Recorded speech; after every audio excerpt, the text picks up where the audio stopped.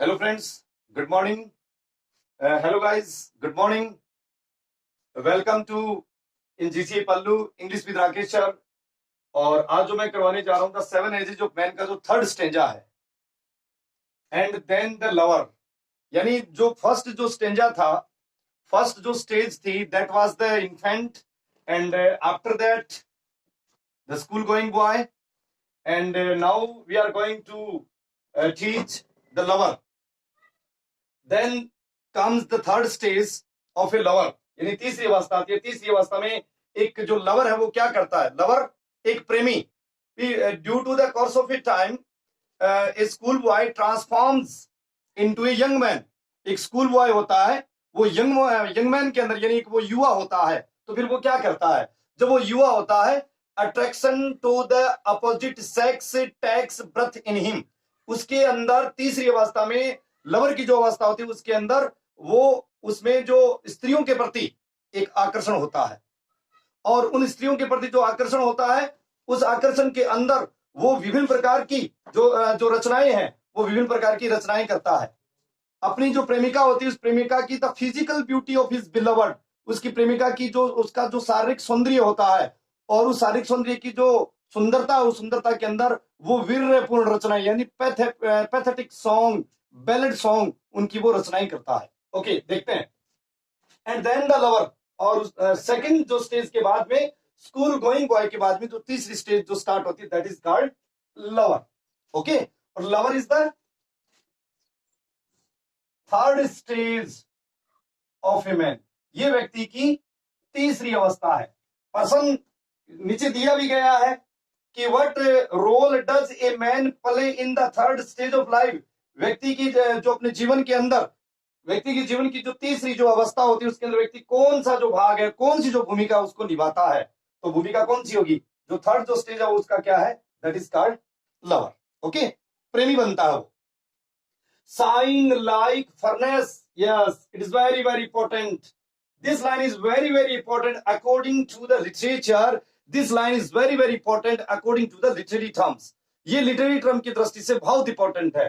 Sign, sign means वो लंबे और गहरे सांस लेता है। Taking long and deep breath, लंबे और गहरे श्वास।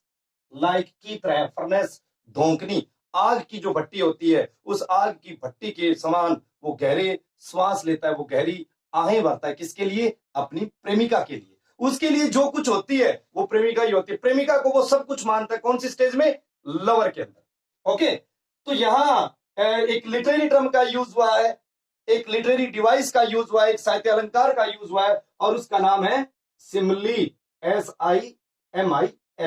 यानी यहां पर उपमा अलंकार का प्रयोग हुआ। कैसे? साइन, मैंने आपको इससे पहले एक जो स्टेंजा था, जो सेकंड जो स्टेज थी, जो स्कूल गोइंग बॉय थी, उसके अंदर था क्रिपिंग लाइक ए स्नेल। तो क्रिपिंग लाइक ए स्नेल के अंदर, उसके अंदर भी सिमिली थी और यहां भी सिमिली। सिमिली के अंदर क्या होता है? There are the two different object, दो भिन्न भिन्न ऑब्जेक्ट होते हैं, but their goal and objectives is same, लेकिन उनका एक लक्ष्य एक ही होता है। गहरी श्वास लेता है कौन? लवर। लवर कौन हुआ? Human being.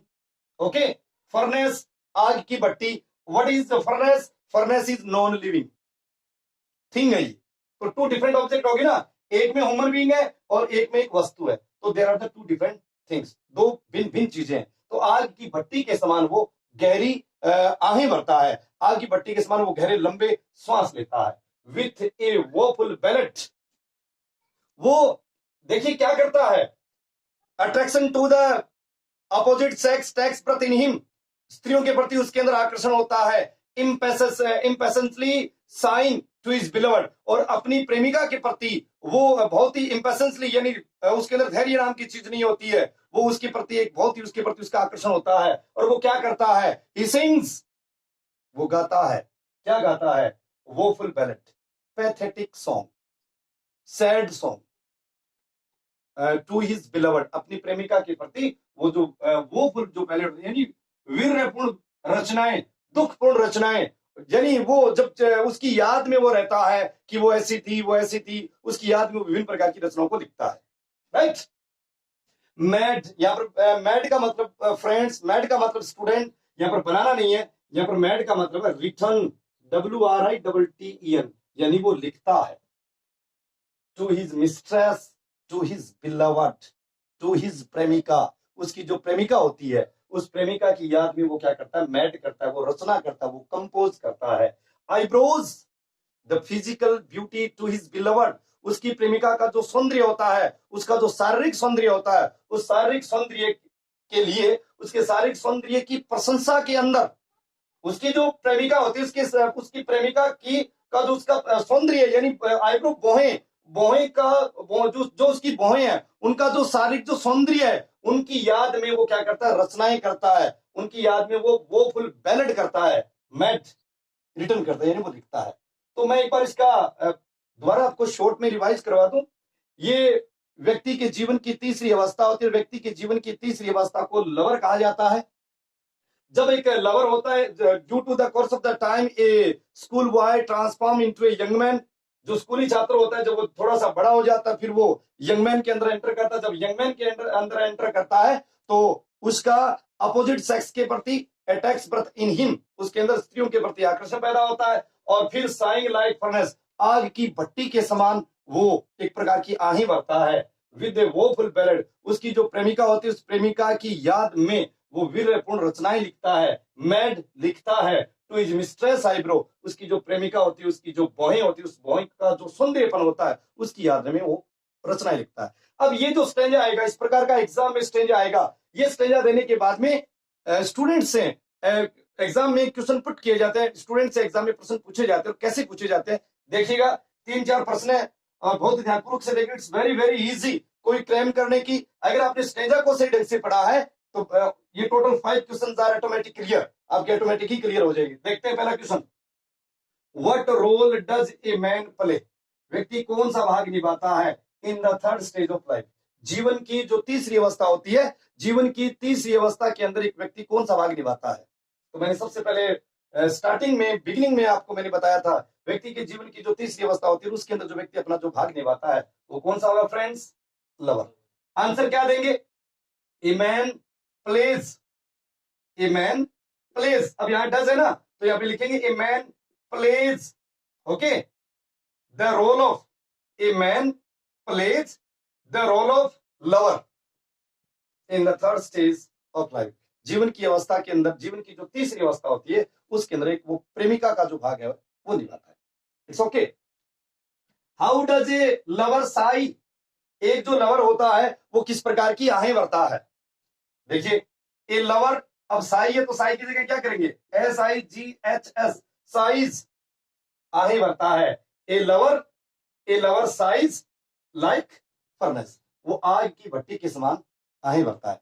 अगर यहां पर ये पूछा जाता, जैसे ये सेकंड क्वेश्चन ये भी आ सकता था, साई लाइक फर्नेस, अगर यहां पूछा जाता कि इन this line which kind of literary term is used, इसमें कौन से लिटरेरी टर्म का प्रयोग हुआ है, तो आंसर क्या होता, literary term is used in this line, simply उपमा का प्रयोग।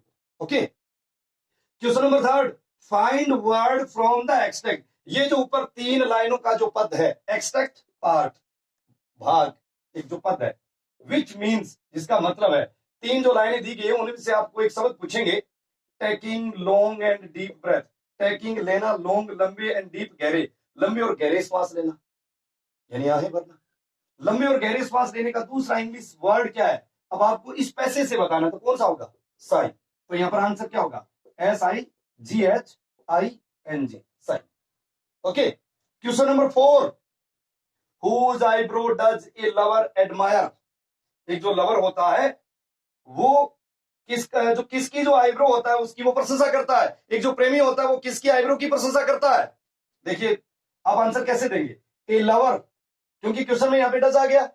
अब क्वेश्चन में जब डू या डज आए तो वो हटेगा और वर्ब की कौन सी फॉर्म करेंगे, वर्ब की हम फर्स्ट फॉर्म करेंगे, अदरवाइज उसके साथ एस और ईएस करेंगे। If the subject is singular so we always use verb first with S और ES. Okay, if the subject is plural so we always use verb first, we don't use S और ES. Okay, a lover is singular, तो answer क्या होगा, a lover admires, a lover admires his mistress eyebrow, उसकी जो प्रेमिका होती है, उसकी प्रेमिका की जो बॉहें होती है, उस प्रेमिका की जो बॉहें होती है उसकी वो प्रशंसा करता है। Okay, question number 5, what kind of songs does a lover sing? जो लवर होता है वो किस प्रकार का गीत गाता है? जो लवर होता है क्या वो एक पैट्रियोटिक गीत गाता है, क्या वो एक डिवोशनल गीत गाता है, क्या वो एक देशभक्ति का गीत गाता है, क्या वो भक्ति सॉन्ग गाता है, क्या वो सैड सॉन्ग गाता है? तो कौन सा गीत गाएगा? वो सैड सॉन्ग गाएगा। तो आंसर क्या लिखेंगे? ए लवर, यहां डज है ना, a lover sings, a lover sings woeful ballad. Otherwise आप ये लिख सकते हैं पैथेटिक सॉन्ग, अदरवाइज आप लिख सकते हैं सैडफुल सॉन्ग, यानी वो विरहपूर्ण रचनाएं जो होती है प्रेमिका की याद में, उनकी वो रचना करता, उनको ही गाता है। ओके, तो ये था third stage. Clear? Third stage के बाद में जो अब आगे जो होगा, यानी थर्ड के बाद में वो आगे जो एंटर करता है वो करता है फोर्थ स्टेज में, और जो फोर्थ स्टेज है that is known as a soldier.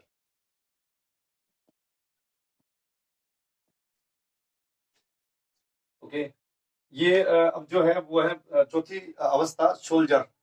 The first is infant, then second is school going boy, and then third is the lover, then fourth is called the soldier.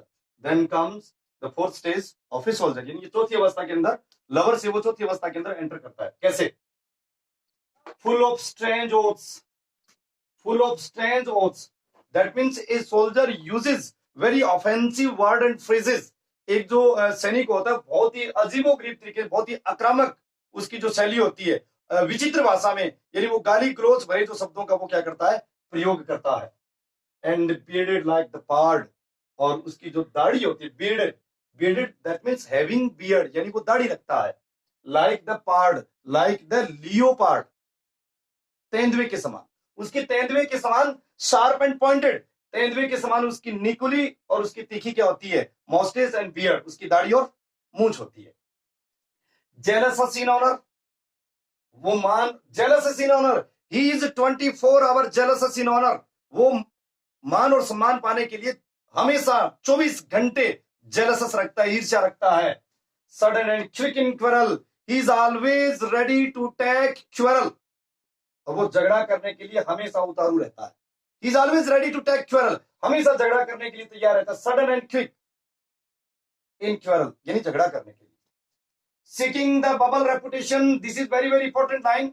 Seeking, seeking का मतलब पाता है, gate, search, यानी वो तलाश में रहता है द बबल रेपुटेशन, और उसकी जो रेपुटेशन होती है, उसकी जो फेम होती है, उसका जो यश होता है, उसका कीर्ति होती है, जो प्रसिद्धि होती है, पॉपुलरिटी होती है, वो एक बबल के समान होती है। बबल एक बुलबुले के समान होती है। रेपुटेशन उसकी प्रसिद्धि, उसका मान और सम्मान, और उसकी जो प्रतिष्ठा होती है, उसका मान और सम्मान होता है, वो बबल के समान होता है। क्योंकि जो बबल होता है, जो बुलबुला होता है, bubble is hollow and momentary, जो बबल होता है वो क्षणिक भर के लिए होता है, वो कम समय के लिए होता है। और इसी प्रकार से एक जो सैनिक का जो मान और सम्मान होता है, एक जो सोल्जर का मान और सम्मान होता है, वो भी जो उसका मान और सम्मान होता है वो पल भर के लिए होता है, यानी क्षणिक होता है। और उसको पाने के लिए वो हमेशा ईर्ष्या रखता है, और हमेशा वो झगड़ा करने के लिए क्या रहता है, तैयार रहता है।